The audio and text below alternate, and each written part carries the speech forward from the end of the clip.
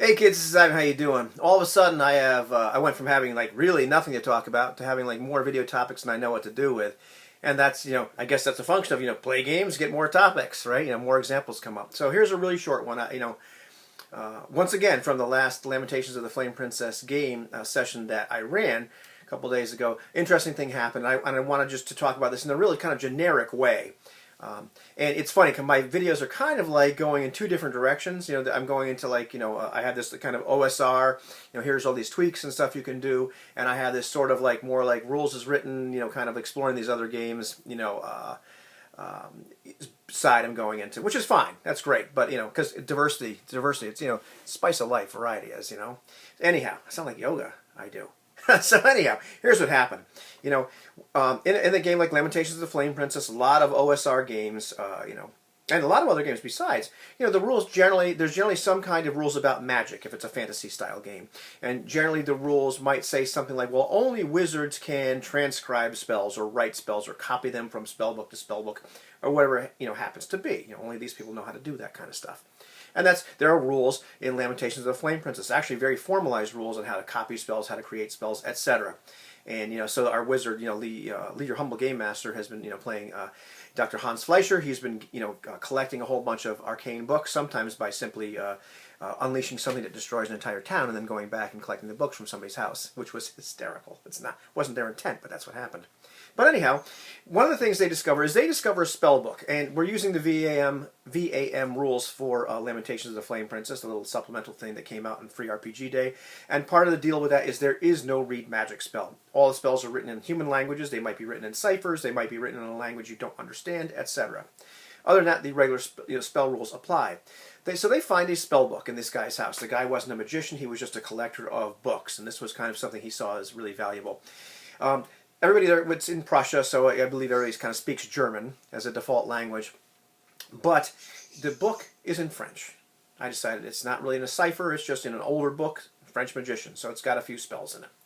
And I figured that might be kind of interesting. So they roll their language chance, because in Lamentations you don't declare what languages you know. You have an X in 6 chance to know languages. And so turns out Hans does not know French. Jürgen, the party fighter, the guy that is against black magic, he knows French, turns out. So they're having this discussion, and he wants to. The ultimate goal of Jürgen, our fighter, is to fight this greater evil, and he believes that the lesser of two evils is this doctor that he's hanging around with.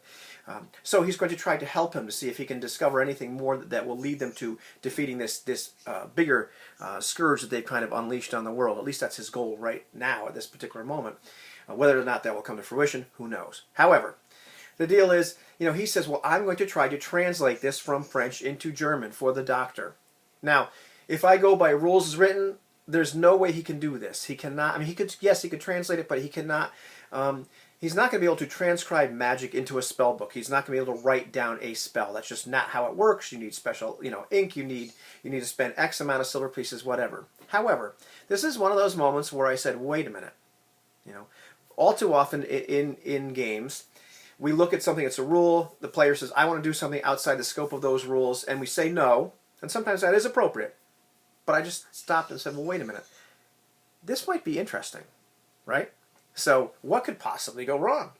So what I've allowed him to do is go ahead and translate this. It takes him a long time to do it, and we actually kind of skip through about like 10 days, 2 weeks of gameplay, kind of, said time passes. So I figured at this point, I think there's like 5 or 6 spells in this book. I allowed him to kind of transcribe laboriously these spells from one language into another, because it's just so bizarre, it doesn't make a lot of sense. It takes him a while to do this. So now he's transcribed 2 of these, but I had him make a saving throw versus magic. He failed. So these spells have been transcribed somewhat wrong. So it looks, as far as a doctor can tell, this is what these spells are supposed to do. Actually, I think they're Fairy Fire and Phantasmal Force, as it turns out to be. Those are the 2 spells I randomly rolled that he's already translated. But let's see what happens when the doctor actually casts these spells.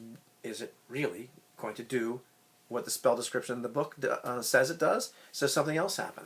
This is like one of these opportunities that the players give you during gameplay. That either you can just say, no, that's not how the rules work, and move on. Or you can say, wait a minute, this is a golden opportunity. And I'm not talking about a golden opportunity to screw the players, but this is just for fun gameplay. And this is interesting. This, Lamentations of the Flame Princess is already a little bit about magic being weird and terrible and something that people shouldn't mess with in the first place. So why wouldn't I let our party fighter, some guy that knows nothing about black magic, translate these spells from French into German for our good doctor to use, with a chance of them not being translated well, which turns out they weren't. Why wouldn't I do that? That's fantastic. That's like a gimme that the players are playing. What would my character really do? His character really does what he really would do. Why not let that kind of happen and see where it goes from there? So, sometimes you just have to, think outside the box for a second before you say no and say, well, geez, this might be kind of interesting. What would happen? So we're going to see what's going to happen. Can't wait till session 6.